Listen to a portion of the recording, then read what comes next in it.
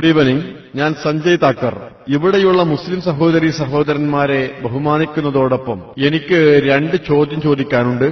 എന്റെ ആദ്യത്തെ ചോദ്യം, ഇസ്ലാമും ഖുർആനും ബിംബാരാധന തെറ്റായി കാണുന്നു, എന്നിട്ട് മുസ്ലിങ്ങൾ കഅബയെ പ്രദക്ഷിണം ചെയ്യുന്നു. 20 തെറ്റിദ്ധാരണകളിലെ 13ാമത് തെറ്റിദ്ധാരണയായി താങ്കൾ അത് വിസ്തരിച്ചു. ആ സമയം ഞാനിവിടെ ഇല്ലായിരുന്നു, എനിക്കത് നഷ്ടപ്പെട്ടു. ഇതാണ് ഒന്നാമത്തെ ചോദ്യം. എന്റെ രണ്ടാമത്തെ ചോദ്യം ബാങ്കിനെ കുറിച്ചാണ്. ഞാൻ മനസ്സിലാക്കിയത് പ്രകാരം ബാങ്ക് ധാരാളം നൂറ്റാണ്ടുകൾക്ക് മുമ്പുള്ളതാണ്. ഘടികാരങ്ങളോ സമയം നിർണ്ണയിക്കാനുള്ള സാമഗ്രികളോ ഇല്ലാത്ത കാലത്തേതാണ്. ജനങ്ങൾക്ക് സമയം അറിയാനുള്ള ഏക മാർഗം ബാങ്കായിരുന്നു. എന്നാൽ ഇന്ന് നമുക്ക് ഘടികാരങ്ങളുണ്ട്. പിന്നെ എന്തിന് ഈ കാലഘട്ടത്തിൽ പോലും 5 നേരം ബാങ്ക് വിളിക്കുന്നു? ഇതാണ് എന്റെ 2 ചോദ്യങ്ങൾ. സഹോദരന് 2 ചോദ്യങ്ങളാണുള്ളത്. ഒന്നാമത്തെ ചോദ്യം, അമുസ്ലിങ്ങൾ സാധാരണ ചോദിക്കുന്ന തെറ്റിദ്ധാരണകളിലെ 13ാമത്തേതാണ്. ഇസ്ലാം ബിംബാരാധനയ്ക്കെതിരാണ്. പിന്നെന്തിന് മുസ്ലിങ്ങൾ നമസ്കാരത്തിൽ കഅബയിലേക്ക് തിരിയുന്നു? നമസ്കാരത്തിൽ ഒരിക്കലും മുസ്ലിങ്ങൾ കഅബയെ ആരാധിക്കുന്നില്ല. കഅബ ഖിബിലയാണ്, ദിശയാണ്. നമ്മൾ മുസ്ലിങ്ങൾ ഐക്യത്തിൽ വിശ്വസിക്കുന്നു. നമസ്കരിക്കുമ്പോൾ ഇവിടെ നമസ്കരിക്കുന്നു എന്ന് വിചാരിക്കുക. ചിലർ പറയും നമുക്ക് വടക്കോട്ട് തിരിയാം, ചിലർ തെക്കോട്ട് തിരിയാമെന്ന് പറയും, ചിലർ കിഴക്കെന്നും ചിലർ പടിഞ്ഞാറെന്നും പറയും. ഐക്യത്തിനു വേണ്ടി ഖുർആനിൽ അല്ലാഹു പറയുന്നു, സൂറത്തുൽ ബഖറ, താങ്കൾ എവിടെയായിരുന്നാലും കഅബയിലേക്ക് തിരിയുക. കഅബ ഖിബിലയാണ്, ദിശയാണ്. നമ്മൾ അതിലേക്ക് തിരിയുന്നു. ഒരാളും കഅബയെ ആരാധിക്കുന്നില്ല. ആദ്യം ലോകഭൂപടമുണ്ടാക്കിയത് മുസ്ലിങ്ങളാണ്. 1154 അൽ ഇദ്രൂസിയാണ് ലോകഭൂപടമുണ്ടാക്കിയത്. ഉത്തരധ്രുവം താഴ്ഭാഗത്തും ദക്ഷിണധ്രുവം മുകൾ ഭാഗത്തും കഅബ മധ്യഭാഗത്തുമായിരുന്നു. പടിഞ്ഞാറുകാർ വന്നപ്പോൾ കീഴ്മേൽ മറിച്ചു. ഉത്തരധ്രുവം മുകളിലും ദക്ഷിണധ്രുവം താഴെയുമാക്കി. എന്നിട്ടും കഅബ മധ്യത്തിലാണ്. താങ്കൾ വടക്ക് ഭാഗത്താണെങ്കിൽ തെക്കോട്ട് തിരിയുന്നു, താങ്കൾ തെക്ക് ഭാഗത്താണെങ്കിൽ വടക്കോട്ട് തിരിയുന്നു, കിഴക്കാണെങ്കിൽ പടിഞ്ഞാറോട്ടും പടിഞ്ഞാറാണെങ്കിൽ കിഴക്കോട്ടും തിരിയുന്നു. കഅബ മധ്യത്തിലാണ്. കഅബ പ്രാർത്ഥനയ്ക്കുള്ള ദിശയാണ്. ഒരാളും അതിനെ ആരാധിക്കുന്നില്ല. താങ്കൾ ഉംറയ്ക്ക് പോകുമ്പോൾ, അല്ലെങ്കിൽ ഹജ്ജിന്, അല്ലെങ്കിൽ തീർത്ഥാടനത്തിന് നമ്മൾ കഅബയെ പ്രദക്ഷിണം ചെയ്യുന്നു. എന്തിനാണ് കഅബയെ പ്രദക്ഷിണം ചെയ്യുന്നതെന്ന് താങ്കൾ ചോദിച്ചേക്കാം.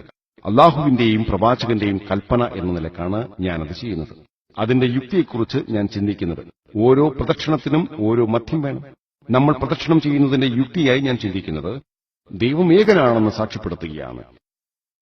അതിലുപരി ഇനിയും സംശയമുണ്ടെങ്കിൽ സ്വഹീഹ് ബുഖാരി വോള്യം 2 അധ്യായം 86 ഹജ്ജ് ഹദീസ് നമ്പർ 675 വായിച്ചാൽ ഹസ്രത്ത് ഉമർ റളിയല്ലാഹു അൻഹു, 2ാമത്തെ ഖലീഫ, അദ്ദേഹം പറഞ്ഞു, കഅബയിലെ കറുത്ത കല്ല് അതെനിക്ക് ഉപകാരമോ ഉപദ്രവമോ ചെയ്യുന്നില്ല. പ്രവാചകൻ ചുംബിച്ചതുകൊണ്ട് ഞാനും ചുംബിക്കുന്നു.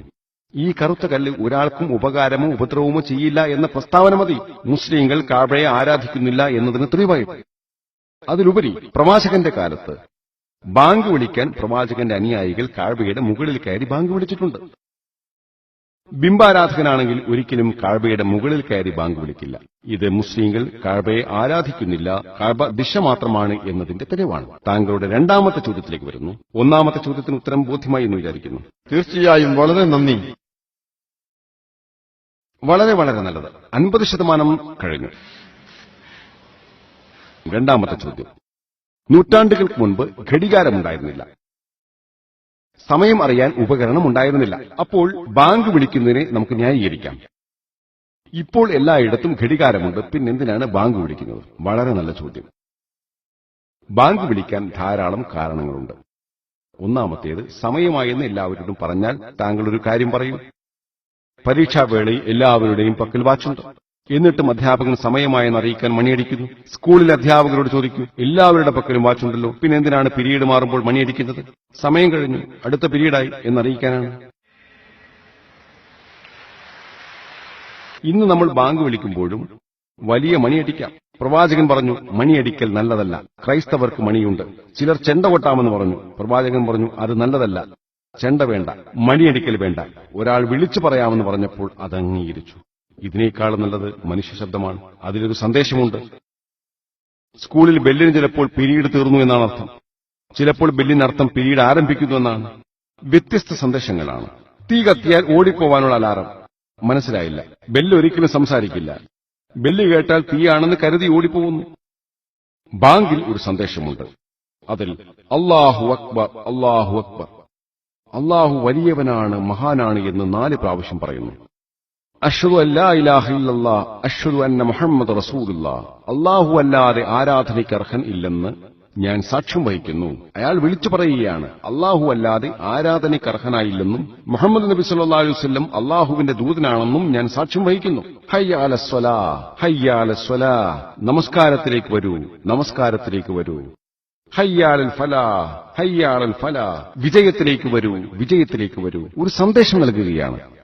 അല്ലാഹു മഹാനാണ്, അല്ലാഹു മഹാനാണ്, അല്ലാഹു മഹാനാണ്, അല്ലാഹു മഹാനാണ് 4 പ്രാവശ്യം. അല്ലാഹു അല്ലാതെ ആരാധനയ്ക്ക് അർഹനില്ല, മുഹമ്മദ് അല്ലാഹുവിന്റെ ദൂതനാണ്. ഇവിടെ സന്ദേശം നൽകുകയാണ്. അതായത് മുഹമ്മദ് അല്ലാഹുവിന്റെ ദൂതനാണ്, അദ്ദേഹത്തെ ആരാധിക്കരുത്, അദ്ദേഹം ഒരു ദൂതൻ മാത്രമാണ്, അദ്ദേഹം അല്ലാഹുവിന്റെ അടിമയാണ്.